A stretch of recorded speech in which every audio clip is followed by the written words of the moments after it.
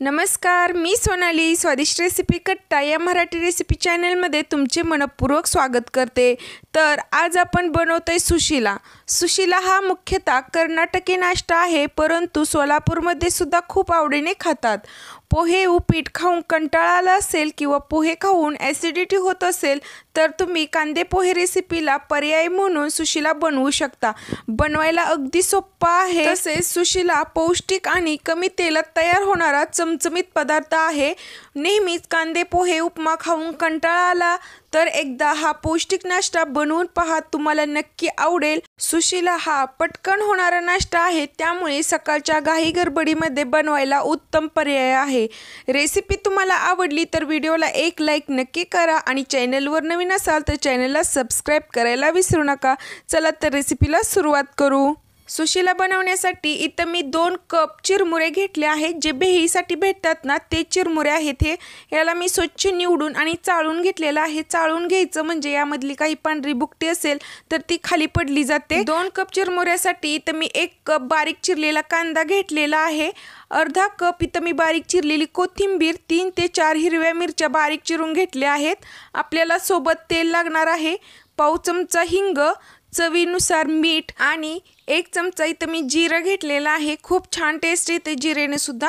आणि 1 चमचा मोहरी घेतली आहे आणि पाव चमचा इथं मी हळद घेतलेली आहे आणि 10 ते 12 फ्रेश कढीपत्त्याची पानं, 2 मोठे चमचे भाजलेले शेंगदाण्याचा कूट आणि 2 मोठे चमचे इथं मी डाळ घेतला आहे। जे चिवड्यासाठी भेटतं ना तेच डाळ आहे हे। आता आपण हे जे डाळ आहे ना ते मिक्सरच्या एका भांड्यामध्ये काढून घेऊयात आणि याचं टोप पण लावून आपण याला जाडसर वाटून घ्यायचं आहे। तुम्ही खलबत्त्यात सुद्धा वाटू शकता।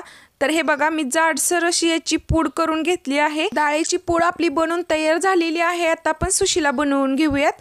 त्यासाठी जे चिरमुरे घेतले होते 2 कप, त्यामध्ये पाणी टाकून घ्यायचं आहे। आपल्याला हे जास्त वेळ भिजत ठेवायचे नाहीत। जास्त वेळ भिजले तर याचा लगदा होऊ शकतो। तर अर्धा मिनिट आपल्याला हे फक्त भिजवून घ्यायचे आहेत आणि असं हाताने आपल्याला असं थोडंसं डिप करून घ्यायचे आहेत, म्हणजे सगळे चिरमुरे भिजले जातील।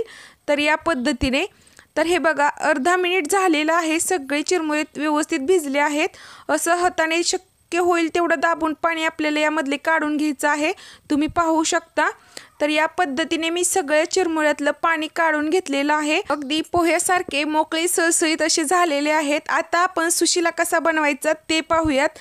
सुशिला बनवण्यासाठी एका कढईमध्ये 1 मोठा चमचा तेल गरम करून घेतलेला आहे।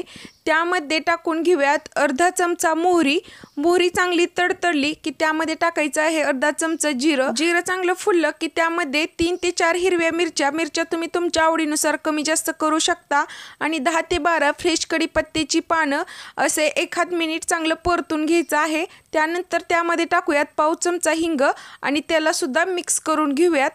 आता हिंग मिक्स करून झाल्यानंतर त्यामध्ये इथं मी 1 कप भरून बारीक चिरलेला कांदा घेतला आहे। पोह्याप्रमाणेच सुशिला बनवण्यासाठी सुद्धा जरा जास्तच कांदा लागतो। कांदा आपल्याला जास्त लाल होऊ द्यायचा नाही, अगदी करपवायचा सुद्धा नाही। अगदी थोडासा मऊ झाला की आपण यामध्ये टाकून घेऊयात पाव चमचा हळद आणि याला आपण चांगलं मिक्स करून घ्यायचं आहे। जास्त कांदा करपला तर तो कडवट लागू शकतो। आणि यामध्ये टाकून घेऊयात बारीक चिरलेली कोथिंबीर। फोडणीला कोथिंबीर अवश्य वापरत जा, खूप छान टेस्ट येते फोडणीला कोथिंबीर वापरल्यानंतर। आणि जे भिजवलेले चिरमुरे आहेत ना ते आपण यामध्ये मोकळे करून टाकून याला मिक्स करून घेऊयात। तर खूप छान होतात या पद्धतीने केल्यानंतर, एकदा नक्की ट्राय करा। तर हे बघा, मी पूर्ण मिक्स करून घेतलेले आहेत।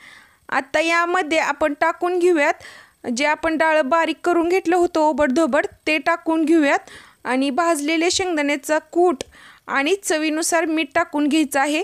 यासोबत तुम्ही ते अर्धा चमचा साखर सुद्धा टाकू शकता, खूप छान टेस्ट येते। पण मला जरा तिखटच आवडतं सुशिला, त्यामुळे मी नाही टाकली। याला मिक्स करून घेतलेलं आहे।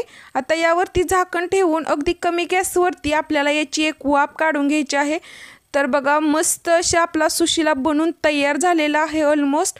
आता यावरती टाकूयात बारीक चिरलेली कोथिंबीर. सोबत तुम्ही इथे लिंबूसुद्धा पिळू शकता किंवा प्लेटमध्ये सर्व करताना सुद्धा देऊ शकता.